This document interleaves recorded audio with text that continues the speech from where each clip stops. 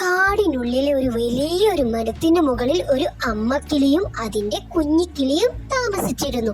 ഒരു ദിവസം അമ്മക്കിളി കുഞ്ഞിക്കിളിയോടായി പറഞ്ഞു, നീ ഇപ്പോൾ വളർന്നിട്ടുണ്ട്, ഇനി നീ പറക്കാൻ പഠിക്കണം. അപ്പോൾ കുഞ്ഞിക്കിളി അമ്മക്കിളിയോട് പറഞ്ഞു, അയ്യോ അമ്മ, എങ്ങനെ ഈ പറക്കുന്നത്? എനിക്കറിയില്ലല്ലോ. അപ്പോൾ അമ്മക്കിളി പറഞ്ഞു, സാരമില്ല, ഞാൻ നിന്നെ സഹായിക്കാം. അങ്ങനെ അമ്മക്കിളി കുഞ്ഞിക്കിളിയെ മരത്തിന് മുകളിലേക്ക് കൊണ്ടുപോയി. അങ്ങനെ അവിടെ വെച്ച് അമ്മക്കിളി കുഞ്ഞിക്കിളിയെ പറക്കാൻ വേണ്ടി പഠിപ്പിക്കാൻ തുടങ്ങി. പക്ഷേ കുഞ്ഞിക്കിളിക്ക് പറക്കാൻ മാത്രം സാധിച്ചില്ല. കുഞ്ഞിക്കിളി നിലത്തോട്ട് വീണുപോയി. അങ്ങനെ അമ്മക്കിളി കുഞ്ഞിക്കിളിയെ ആശ്വസിപ്പിച്ചു. നീ ശ്രമിക്കണം, നിന്നെ കൊണ്ട് തീർച്ചയായും പറ്റും എന്ന് അമ്മക്കിളി കുഞ്ഞിക്കിളിയോട് പറഞ്ഞു. അങ്ങനെ വീണ്ടും കുഞ്ഞിക്കിളി പറക്കാൻ തുടങ്ങി. ഈ പ്രാവശ്യം കുഞ്ഞിക്കിളി കുറച്ചു ദൂരം പറന്നു. അങ്ങനെ മെല്ലെ മെല്ലെ കുഞ്ഞിക്കിളി കുറെ ദൂരം പറക്കാൻ തുടങ്ങി. അങ്ങനെ കുഞ്ഞിക്കിളിയും അമ്മക്കിളിയും ഒരുമിച്ച് പറന്നൊരു മനോഹരമായ പൂന്തോട്ടത്തിൽ എത്തിച്ചേർന്നു.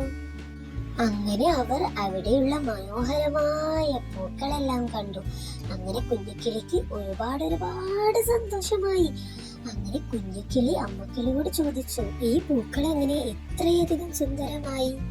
അമ്മക്കിളി പറഞ്ഞു, ഇവ പ്രകൃതിയുടെ സുന്ദരമായ സൃഷ്ടികളാണ്.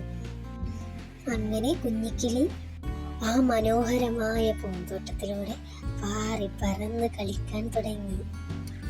കുഞ്ഞിക്കിളിക്ക് ഒരുപാട് സന്തോഷമായി. കുഞ്ഞിക്കിളിയുടെ സന്തോഷം കണ്ട് അമ്മക്കിളിക്കും ഒരുപാട് സന്തോഷമായി. അങ്ങനെ അവർ രണ്ടുപേരും ഒരുമിച്ച് അവിടെ നിന്നും പറക്കാൻ തുടങ്ങി.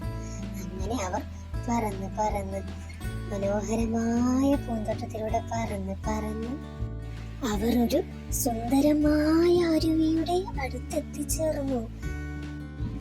അവർ അവിടെയുള്ള മനോഹരമായ കാഴ്ചകളെല്ലാം കണ്ട് കുറേ നേരം വിശ്രമിച്ചു. കുഞ്ഞിക്കിളി അമ്മക്കിളിയോട് പറഞ്ഞു, ഇവിടെ വളരെ സുന്ദരമാണ്. അപ്പോൾ അമ്മക്കിളി കുഞ്ഞിക്കിളിയോട് പറഞ്ഞു, അതെ, ഇവിടെ വളരെ ശാന്തവും സുന്ദരവുമാണ്. അങ്ങനെ അവർ രണ്ടുപേരും ഒരുമിച്ച് അവരുടെ മരത്തിലേക്ക് പറന്ന് പോയി. കുഞ്ഞിക്കിളി ഇപ്പോഴോ നല്ല ഭംഗിയായി പറക്കാനും തുടങ്ങി.